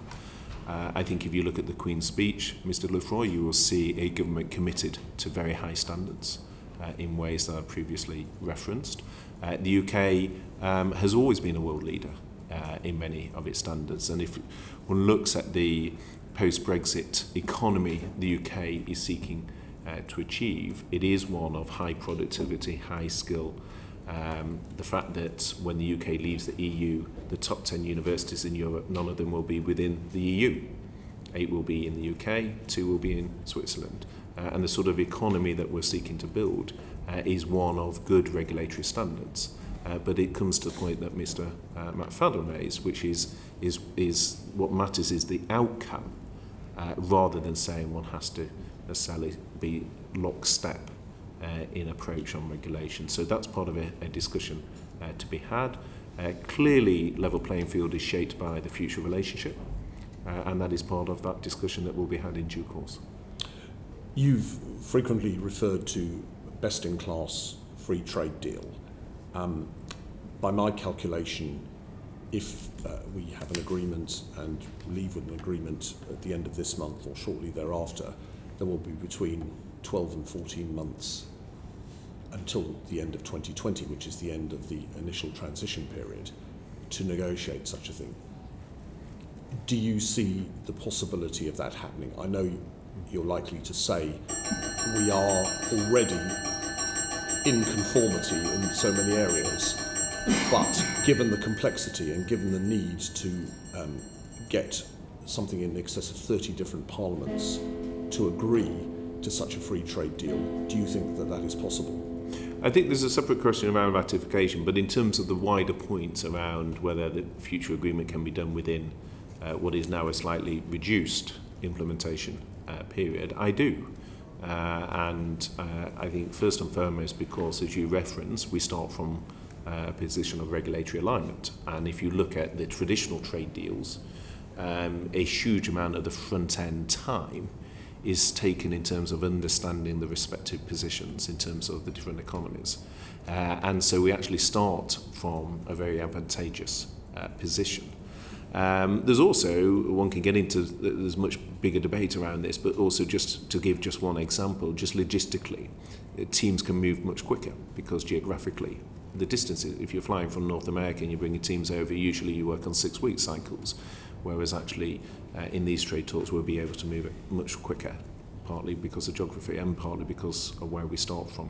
So I think there are opportunities there. Another reason why we can move more quickly is because we do have a framework through the political declaration, which is why the political declaration, I think, is important, albeit I respect the fact some colleagues feel otherwise. But I do think the political declaration is important in terms of setting that framework. So I do believe we can do that within the timescale, and that will be absolutely the government's commitment.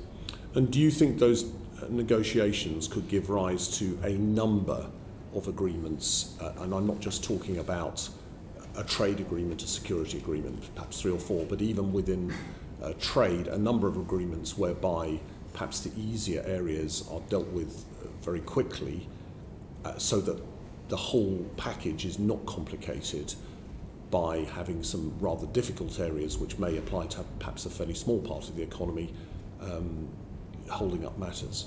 Well, I think if I look at the level of debate which is still ongoing around the sequencing of the first phase and whether simply dealing with the winding down arrangements separate from the future trade agreement has contributed to some of the difficulties the previous Prime Minister had in respect of the backstop, then I think you forgive me for not at this point getting into a big debate on how we will structure that.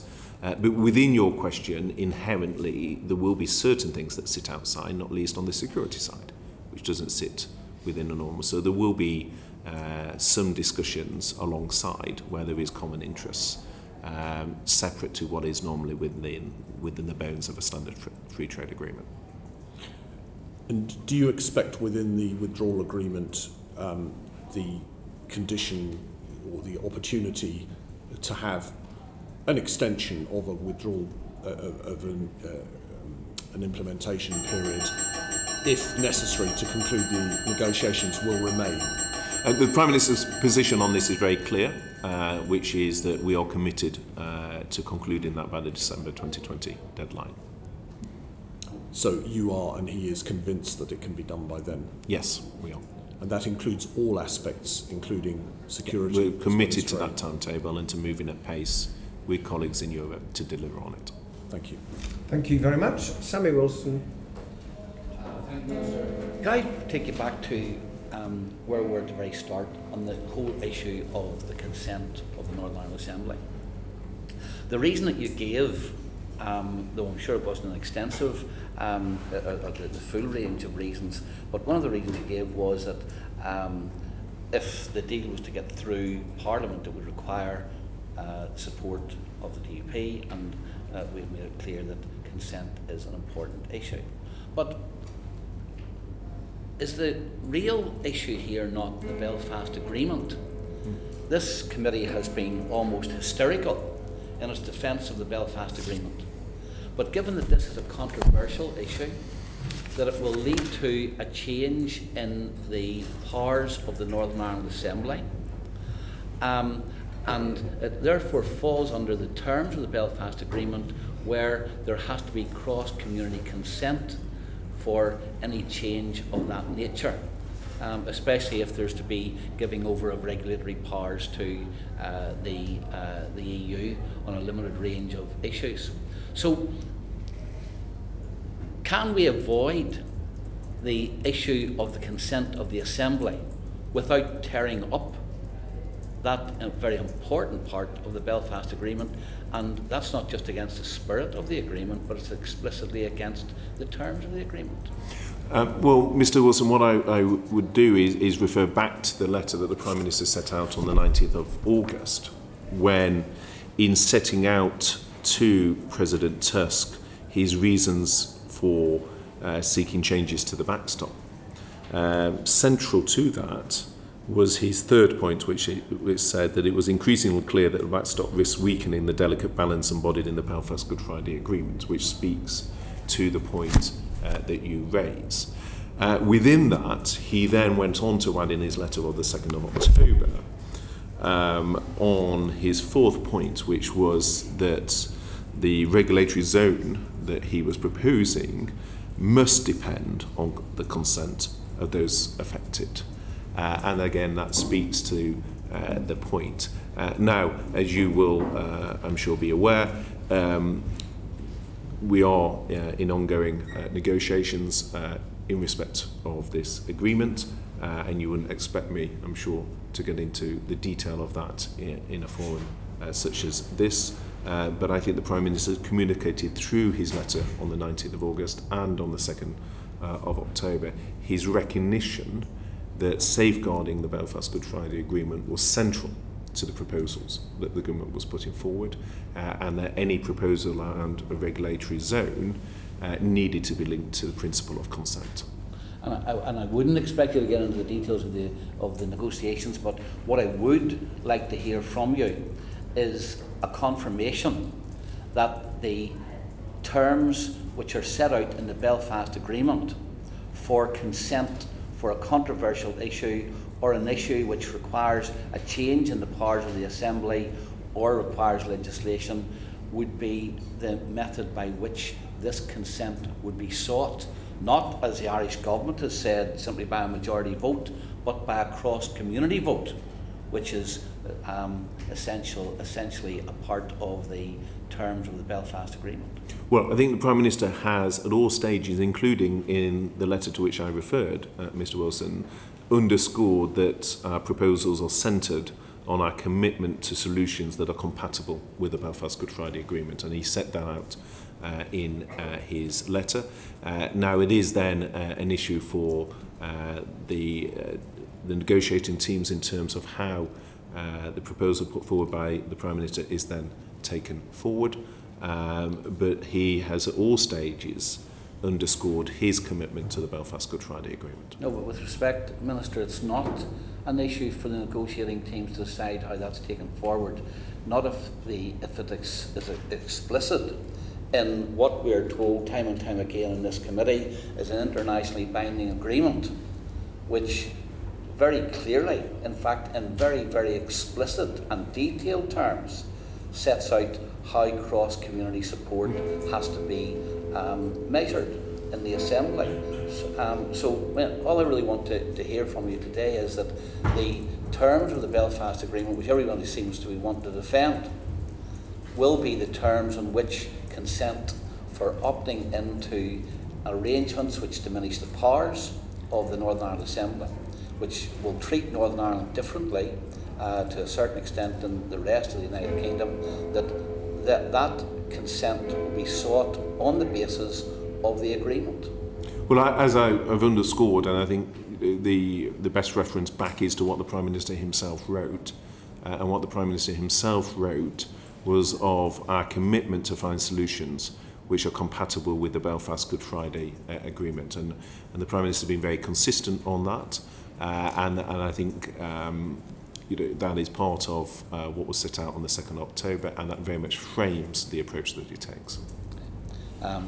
And having served in Northern Ireland Assembly, I know that when it came to decisions of the executive, that there had to be agreement by both the main majority of unionists and nationalists for any legislation to go forward, and then there had to be a vote in the Assembly which included the vote and the support of unionists and nationalists before, even if a majority of people voted in favour of something, if there wasn't a majority of unionists and nationalists, it could go through. And I think it's important that that is understood as the mechanism. Can I take you to the second issue? And I know that you don't want to talk about the details of negotiations, but one thing which is quite apparent, because the Irish government's been looking at very extensively, is that one of the sticking points is whether or not there has to be some customs element to any agreement. Yesterday we had evidence given to us by Dr. Vernon, who indicated that the kinds of solutions that were being sought here, for example, goods moving into Northern Ireland until their final destination was known, European duties would be imposed on them. That could lead to additional costs for Northern Ireland businesses of up to £500 million. In the event, plus all the administrative checks that we required to trace those goods and give assurances that didn't actually go into the European Union or whatever, I hope that, first of all, the government is not contemplating that, but secondly, what assessment has the government made of any such arrangements which would require tariffs, albeit to be paid and then rebated to the businesses in Northern Ireland? What assessment have they made of the impact that that would have, first of all, on red tape, and secondly, on costs to Northern Ireland businesses? Well, I mean, any impact flows from the arrangements that are put in place, and obviously those arrangements are determined and shaped by, firstly, the negotiation that is very much ongoing, and secondly, by whether the House then approves that moving forward. As you say, Mr Wilson, one of the things the Prime Minister has been very keen to do is to understand the various interests and the concerns that people have. That's why he has been engaging widely as part of that process. And these are issues that obviously are subject to live discussions at the moment, and it wouldn't be appropriate to get into today. Could you confirm that if Northern Ireland, because one of the suggestions being made is that there are additional costs that Northern Ireland businesses can be compensated for those costs, if we sign up to abiding by some EU regulations, that then state aid rules would apply and that support could not be given to businesses which were caught with those additional costs? Well, again, we get into sort of areas of quite complexity, but the wider point and part of the package, Mr Wilson, that the Prime Minister has set out in terms of the New Deal for Northern Ireland is a recognition of a wider point, and he spoke specifically on this in his party conference speech, where he talked about his desire to level up the United Kingdom as a whole, and part of the proposal within what he set out to the Commission in terms of a new deal for Northern Ireland was a recognition that as part of that levelling up agenda, there are areas within Northern Ireland, as there are elsewhere in the United Kingdom, where there is a need to level up, and that is also part of the wider package that's under consideration. Would you accept that if additional costs were imposed as a result either of different administrative arrangements or different customs arrangements, that that would actually make that levelling up much more difficult than it is at present, especially if EU state aid rules were to apply to Northern Ireland? These things need to be looked at in the round, and as I say, part of the reason within the package to have the commitment on a new deal is a recognition, as the Prime Minister set out in his party conference speech, of the need to level up those. The wider message that certainly I take from engagement, and also the Secretary of State for Northern Ireland takes from his engagement, is again the desire to ensure we leave in a smooth and orderly way, because that is the way of best addressing the concerns that are being raised. And the last question then, just in terms of what has been proposed by at least what they have said in public, what the Irish government and the EU said in public about the different arrangements for Northern Ireland, what assessments has the government made of the kind of checks that we required from GB to Northern Ireland to facilitate, if those demands of the EU and the Irish were to be acceded to facilitate the checks on goods between Northern Ireland, or between GB and Northern Ireland? Well, I think the absolute priority that we have is to ensure that Northern Ireland will be fully part of the UK customs territory. In terms of the negotiations and how that commitment is then taken forward, obviously one has to have clarity on what those arrangements are before one can start to assess and do any impact assessments or address what mitigations are required. So I think we need to give the negotiators space. I'm sure you would recognise that. These issues will come back to the House for consideration, but we need to ensure that the negotiators are able to proceed. And by Saturday, will we have clarity on exactly the kind of infrastructure that would have to be put in place if such an agreement were reached, so that people voting in this will be voting on it with total knowledge of the kind of impediments that may be placed on trade between GB and Northern Ireland? Well, I think the first order of business is to see whether we can secure a deal with the EU. That is what Mr Wilson were absolutely focused on within government on delivering. Once we have that clarity, then clearly there will be an urgent need to bring that matter back to the House and to get into these very important issues that you raise. Okay. Just to, on that last point that Samuel Wilson's raised, is it the government's policy that it would not accept customs checks in the Irish Sea? The government's policy, I'm not asking what's going on in the negotiations, but is it the government's policy that it is opposed to customs checks in the Irish Sea? Well, again, what we've said throughout is it is essential that the Northern Ireland is part of United Kingdom customs territory. Because that is a fundamental point in terms of UK sovereignty and UK control of its trade policy. Again, once we start to get into the details operationally then, as to some of the arrangements, that is an issue that is part of the negotiations. And I think colleagues would understand, given the sensitivity of the point at which we reach, that it is better that we come back to the House and discuss these issues once there is further clarity. Okay, Stephen Kinnock. Thank you, Chair, and many thanks for your patience, Secretary of State. I think we've actually overrun our time now, but if I could just test your patience a little further. Just building on what my colleague, Mr McFadden, was asking about the political declaration on the future relationship, and specifically on this issue of regulatory divergence. You received a letter from 5 key manufacturing industries, alongside Mr Gove, I believe, aerospace, automotive, chemicals, food and drink and pharmaceuticals. All of those industries are responsible for employing thousands and thousands of people in our constituencies, and I have no doubt in yours as well. And they raised very serious concerns about regulatory divergence. They talked about the damage which would be done by the current approach on regulatory divergence. They said pan-European regulatory alignment has been a success in our industry, supporting continued creation and retention of highly skilled manufacturing jobs in the UK.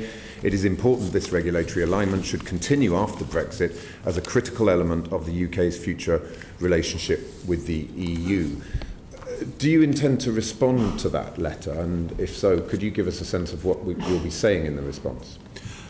Well, I think that letter, which I very much recall, in part because of the seniority of those that sent it, is part of a very extensive amount of engagement we have been doing with the business community and others throughout this process. And I'm sure we will respond. Partly of it will be shaped by the negotiations that are ongoing in terms of how we move forward.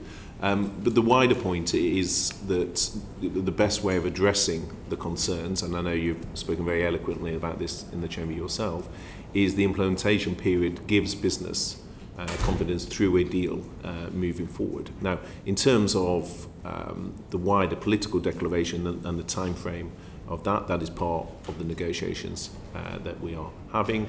But the key issue from a UK point of view is we have world-leading standards. There is no intention to have some sort of race to the bottom deregulatory approach for reasons that I've already set out. And if one looks at the Queen's speech, you see from the Prime Minister a very strong commitment to having high standards. But clearly this change in policy from the government, dropping level playing field, is about I think what Mr McKinley was referring to earlier, about being prepared to do deals with other bits of the world.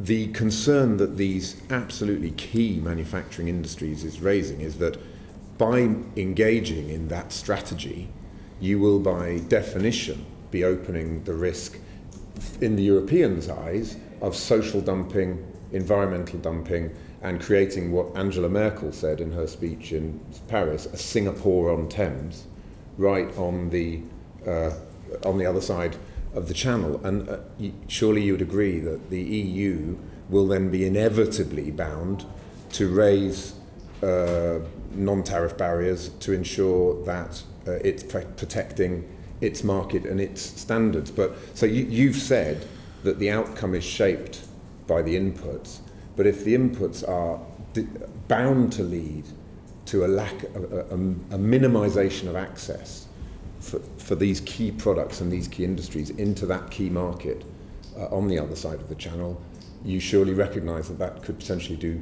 serious damage to the British manufacturing industry. Yeah, I think, Mr. Gunn, there's probably more common ground in our positions than perhaps the debate might suggest, in that, if I'm understanding your question correctly, you're alluding to the fact that there is an interplay between market access and what commitments are made. And I absolutely recognise that. It'd be, when I spoke about legitimate EU equities, obviously one of the issues they will have, which is on the one hand, they want access themselves to the UK market. It is an important market. But in terms of the size of the EU market, there is always, in any trade deal, and I reference even within the CETA trade deal, there is language on this point around the trade-off in a trade deal between what commitments are given and what market access you undertake. And that's why I reference back to a slide which I'm sure you're very familiar with, the famous escalator slide, where the Commission themselves made a similar point. So I don't think, if I may say, that you and I, if I'm understanding correctly, are disagreeing, that there is this interplay, and part of the negotiation will be to have discussions of this very order.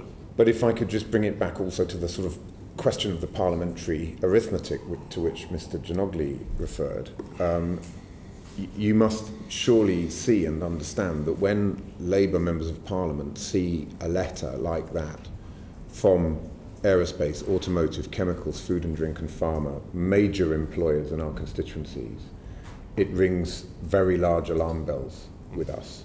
And I just don't really understand why the government chose to put that line in that Mr. McFadden referred to earlier, explicitly saying there is no need for the extensive level playing field arrangements envisaged in the previous protocol, because that's clearly what triggered this letter and these concerns. Yeah. So can you, given the parliamentary arithmetic, given the serious concerns raised in this letter, can you please explain what was the thinking that underpinned putting that sentence in? Well, I think, so the thinking is because the government was able to be more explicit than the previous government in terms of the future relationship. In fact, one of the criticisms I received on behalf of the previous government was that the political declaration was too wide in scope.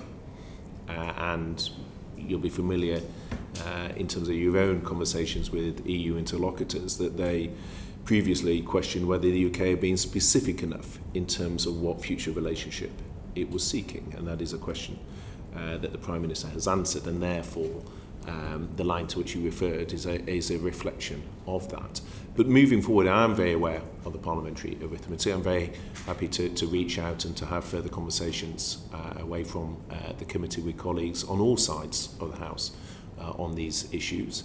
Of course, in terms of the third meaningful vote, which failed to carry the House, that was separate to many of these issues. But at the same time, I do recognise these are important issues for members across the House, and I'm very happy to have further discussions with them as part of that. One final point. I mean, on the political declaration, I mean, I accept that it's going to be a movable feast to some extent during the transition period, and the government will need to agree a negotiating mandate with the European Union, and you move forward through the various stages. But the reality is, when we go through those division lobbies to vote, we're voting on the withdrawal agreement and the political declaration. And the political declaration is a vitally important and politically binding statement of intent, because whilst I would love to dream that we will have Labour governments for the next 100 years, the chances of that, I'm sure everyone would agree, are fairly slim. So we're voting in light of the possibility that there may not be a Labour government negotiating the turning the political declaration into an international treaty which will define the future relationship between the European Union and the United Kingdom for generations to come, potentially. So when we go through those division lobbies, we are doing so on the basis of an understanding that this is a binding political declaration which actually transcends party politics. Would you agree that that's a fair interpretation? Of what so I would very much agree, Mr. Kinnett, that the withdrawal agreement and the political declaration are part of a package, where, if I may say, I'd slightly disagree, is that previously a huge amount of work was done to try and address concerns around across the House. And yet even on the third meaningful vote, when it was purely on the withdrawal agreement and not linked to the political declaration, then the arguments to which you've just referred at that time were not persuasive to many colleagues across the House. So I think the key issue is very happy to have further conversations with members on all sides. But clearly it will be shaped by the future negotiation, and in order for us to get into that, we need to be able to pass the withdrawal agreement. One very final point. I see the point that you're making around having no political declaration whatsoever, which in effect that was the third meaningful vote, was just the withdrawal agreement and no political declaration. But I mean, in a sense, that it makes you even more of a hostage to fortune, because you have no statement of intent whatsoever then, but you do have lines like this in the letter that was sent saying we're going to drop all the level playing field arrangements. So I would gently suggest that it is better, I think, for the government to come forward with a clear statement of what it intends in terms of the future relationship, because then we at least know what we're doing and people know what they're voting for or against in that circumstance. Okay. Thank you very much. Well, Secretary of State, that is it. Can I just say, for the record from the Chair, that no member of this committee is biased. We just happen to have different views and everyone is entitled to have them, including yourself. We're very grateful to you for coming this morning. Yeah. And if I can end by saying, may there be light at the end of everyone's tunnel. Yes. Order, order. Thank you very much.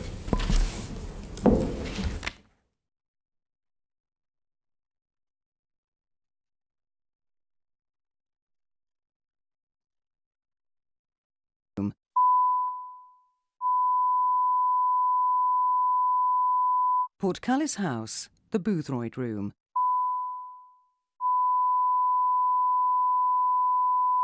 Portcullis House, the Boothroyd Room.